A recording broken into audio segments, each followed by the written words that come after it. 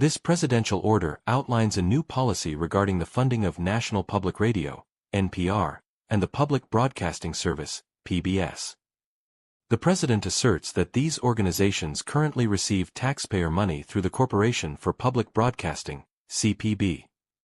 However, the order argues that the media landscape has drastically changed since the CPB's creation in 1967, with a multitude of diverse and innovative news sources now available.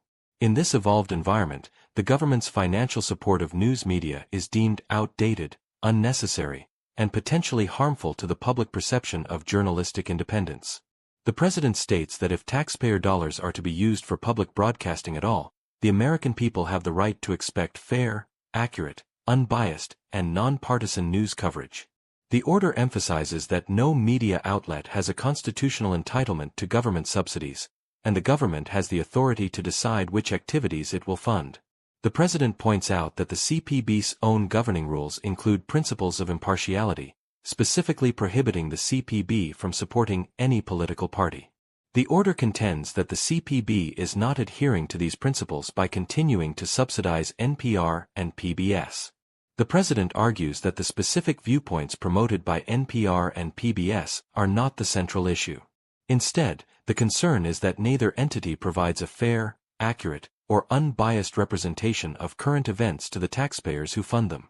Consequently, the president directs the CPB Board of Directors and all federal executive departments and agencies to cease all federal funding for both NPR and PBS. Regarding the Corporation for Public Broadcasting, the order instructs the CPB Board to immediately stop direct financial support to NPR and PBS. This action is in line with the administration's policy of preventing federal funds from supporting biased and partisan news coverage. The CPB Board is directed to cancel existing direct funding to the fullest extent legally possible and to reject any future funding requests. Furthermore, the CPB Board is instructed to end indirect funding to NPR and PBS. This includes ensuring that public radio and television station licensees and permittees, as well as any other recipients of CPB funds, do not use federal money to support NPR and PBS. To achieve this, the CPB Board must revise its 2025 grant provisions for both television and radio to explicitly prohibit direct or indirect funding of these two organizations by June 30, 2025. Where legally permissible under the 2024 grant provisions, the CPB Board should also prevent parties subject to those provisions from funding NPR or PBS after the date of this order. Additionally, the CPB Board must take all other necessary steps to minimize or completely eliminate its indirect funding of NPR and PBS. The order also provides instructions to all other federal agencies. The heads of these agencies are directed to identify and terminate, to the maximum extent allowed by law, any direct or indirect funding that currently goes to NPR and PBS. After taking these initial steps, agency heads must then identify any remaining grants, contracts, or other funding agreements with NPR or PBS and assess whether these organizations are complying with the terms of those agreements. If non-compliance is found, the head of the relevant agency is instructed to take appropriate action as outlined in the agreement.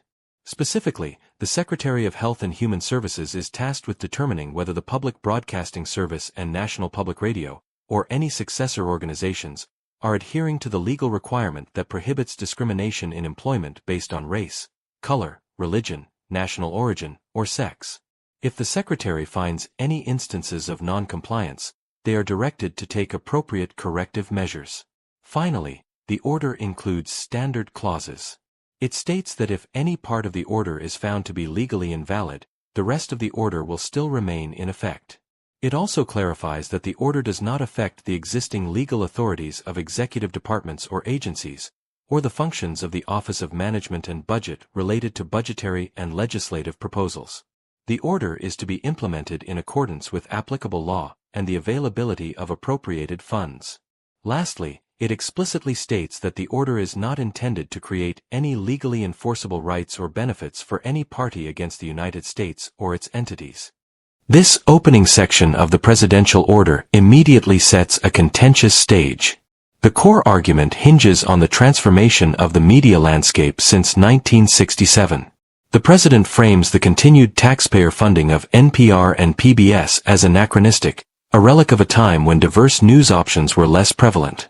By highlighting the abundant, diverse, and innovative news options of today, the order suggests that the original justification for government support has eroded.